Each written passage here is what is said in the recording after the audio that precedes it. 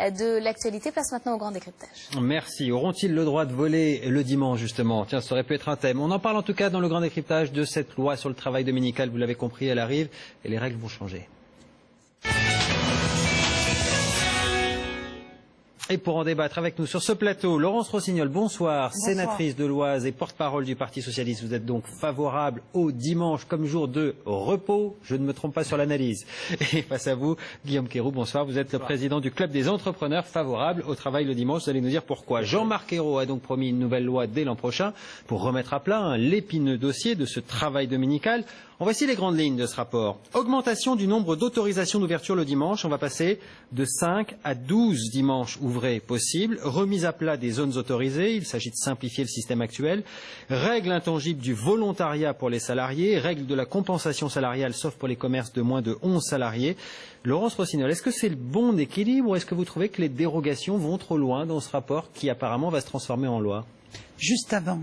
Je vais répondre tout de suite après, mais parce qu'on ne peut pas laisser passer comme ça dans les informations, je suis absolument bouleversée par l'usage par Vladimir Poutine du mot pogrom pour qualifier les manifestations en Ukraine en ce moment. Quand on connaît le sens, les victimes, c'est d'une indécence et c'est une insulte à toutes les victimes. Et ce sera d'ailleurs notre décryptage de la deuxième partie, voilà. Où on juge que c'est important aussi. Mais bon, je ne pouvais pas le laisser passer. C'est dit. Alors, est-ce qu'on a trouvé le bon équilibre avec ce texte? Pour le moment, c'est un rapport. Donc, il faut le gouvernement a une méthode. Il commande des rapports. Là, je voudrais saluer le travail de Jean-Paul Bailly, extrêmement rapide, car il a mis un rapport très fourni en très peu de temps. Et puis, sur la base des rapports et des préconisations, le Parlement vote. Alors, ce qu'il y a dans ce rapport, le rapport n'est pas la loi. Transformation en termes de loi, a dit aujourd'hui Jean-Marc Ayrault. Ce qui est important, et ce qu'a dit le Premier ministre ce matin, c'est que le dimanche reste le jour chômé commun aux Français. C'est-à-dire qu'on est fidèle au Code du travail qui dit qu'il y a un jour pour tous les salariés. On passe de 5 à 12, donc on libéralise quand même. Non. Ouais. Et le rapport propose de passer de 5 à 12. Mais c'est pas fait encore. Ce qui est important... Et vous voulez que ça soit fait ou pas, c'est ma question. Commençons par ce qui est très important dans le rapport. Premièrement, le fait qu'on mette fin à cette inégalité entre les salariés des zones puces, qui n'ont rien à voir avec les puces, qui sont des zones d'urbanisme, et les salariés des zones dites touristiques et thermales. Pour les uns, il y a double salaire, pour les autres, il n'y a pas de compensation. C'est un maquis de dérogation et c'est très inégalitaire pour les salariés. Donc déjà, le rapport propose de mettre fin à ça, c'est une très bonne chose. Il faut que les salariés soient compensés quand ils travaillent le dimanche, ce qui est d'ailleurs cohérent avec le fait que le dimanche reste le jour chômé. Après 12 journées par an, écoutez, il faut poser le problème, peut-être regardons autrement. On a beaucoup de sujets devant nous. On a celui de l'animation de nos centres-villes, du petit commerce. Comment ça se passe aujourd'hui pour des petits commerçants qui sont entourés par des zones commerciales qui ouvrent le dimanche? C'est une course à l'ouverture du dimanche. Là, le mois de décembre commence. Pour des commerçants indépendants, les dimanches vont être tous des dimanches travaillés, ouvrés pour les fêtes de Noël et les courses de Noël. Et puis après, tout de suite, ils vont engager l'inventaire, et puis après l'inventaire, ça va être les soldes. Je peux vous assurer qu'à la fin de tout ça, ils sont sur les rotules.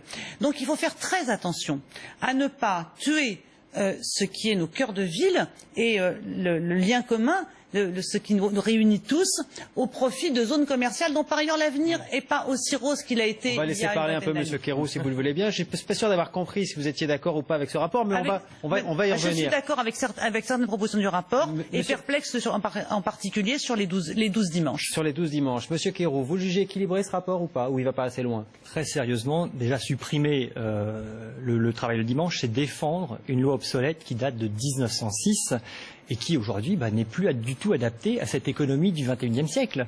Est-ce qu'on va interdire à eBay, à Amazon de fermer leur site? Tout le monde est d'accord avec ça, d'ailleurs c'est pour ça qu'il y a un rapport et qu'il y aura une loi. Je crois qu'il faut arrêter, arrêter d'emmerder les Français. Ceux qui ont envie de travailler le dimanche doivent pouvoir travailler le dimanche. Les entrepreneurs travaillent le dimanche, les parlementaires travaillent le dimanche. Pourquoi les salariés qui le souhaitent ne pourraient pas travailler sur la base du volontariat, bien évidemment, et sur la base d'une compensation, puisque les salariés qui travaillent le dimanche aujourd'hui sont payés double. Donc aujourd'hui, on est en train d'empêcher 6 millions de Français volontaires de travailler, et plus grave, on est en train d'empêcher aussi des étudiants pour qui le dimanche est le seul jour où ils peuvent travailler pour financer leurs études. Et comment on peut dire très sérieusement aux Français ne garder comment dirais-je, renoncer renoncer à ces 400 € nets de plus sur la fiche de paye. Vous dites c'est du pouvoir d'achat. Mais vous avez, pardon, vous n'avez pas non plus répondu à la question. Est-ce qu'il va... Donc il est bien ce rapport, puisque on passe de 5 à 12, on avance, on libéralise quand même ce travail le dimanche malgré le... Non, pas du tout, pas assez. Beaucoup plus loin. Il faut permettre aujourd'hui par le dialogue social, bien entendu, à chaque salarié qui souhaite travailler le dimanche de pouvoir le faire, à chaque magasin qui souhaite ouvrir le dimanche de pouvoir ouvrir, et de permettre aussi de relancer la consommation, de sauver à travers ça les emplois, de sauver les entreprises qui traversent aujourd'hui une période très difficile. Laurence Rossignol, vous dites qu'il va trop loin par certains aspects, on passe à 12 au lieu de 5, vous n'êtes pas d'accord avec ça. Monsieur dit en face, non, ça ne va pas assez loin, c'est pas bon pour l'économie, il faut lancer l'économie. Je pense que c'est un bon rapport. C'est un rapport qui défriche bien un maquis juridique qui est lié en particulier à la loi Maillet qui a été prise par le gouvernement précédent et qui n'a rien réglé et accumulé des dérogations. C'est un rapport qui propose d'abord que les règles soient les mêmes pour tout le monde et qu'elles soient compréhensibles et qu'après la négociation prenne toute sa place. Je ne suis pas d'accord avec monsieur quand il part de l'idée qu'il faut laisser les salariés qui voudraient travailler le dimanche. Mais dans un pays où il y a des problèmes de pouvoir d'achat et des problèmes d'emploi, les gens, on peut tout faire sauter comme ça. On peut faire sauter toutes les lois sociales. On peut travailler la nuit, on peut travailler 14 heures par jour, on peut faire sauter la durée légale du travail, on peut faire sauter les congés payés, on peut tout.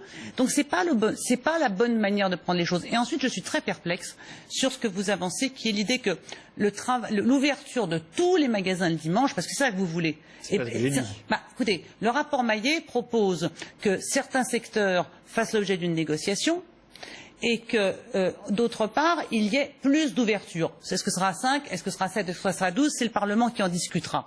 Mais ce que vous proposez, c'est que tous les magasins puissent ouvrir le dimanche. Je ne suis pas convaincue que les solutions économiques de notre pays soient dans l'ouverture des magasins le dimanche. Alors, dans ce cas-là... Ce dont nous avons besoin, c'est plutôt d'innovation, de services. L'ouverture des magasins le dimanche, c'est quand même que la consommation qui ne s'est pas faite le samedi, qui se reporte le dimanche. Et puis en plus, les gens ont le droit de vivre et de se retrouver. Tout le temps, on nous parle... Et de consommer également le dimanche. Je crois qu'on a quand même un problème dans notre pays. Il faut relancer la consommation. Si les Français ne peuvent pas consommer le seul jour de la semaine où ils peuvent le faire, comment on va relancer la consommation? Comment on va relancer l'emploi en France? Comment on va sauver nos entreprises? Moi, je suis entrepreneur, donc je parle de la réalité. Vous pensez vraiment que le frein à la consommation aujourd'hui, c'est le fait que les magasins ne soient pas tous ouverts le dimanche? Ce que constatent beaucoup de commerçants quand ils ouvrent le dimanche, c'est que le chiffre d'affaires de la semaine n'est pas très différent et qu'une partie des achats du samedi ou des autres jours se reportent sur le dimanche. Et puis, je le dis de nouveau, c'est une énorme pression sur les indépendants. En fait, c'est effectivement la loi des plus gros. C'est le grand bénéfice des plus gros, de ceux qui ont des salariés, de ceux qui ont des grandes enseignes, de ceux qui peuvent ouvrir le dimanche contre les indépendants. Ce n'est pas comme ça qu'on relancera la France, uniquement par la concentration et le monopole. Alors, sauf que dans ce rapport, on préconise finalement pour le bricolage, par exemple en Ile-de-France, ok, tout le monde va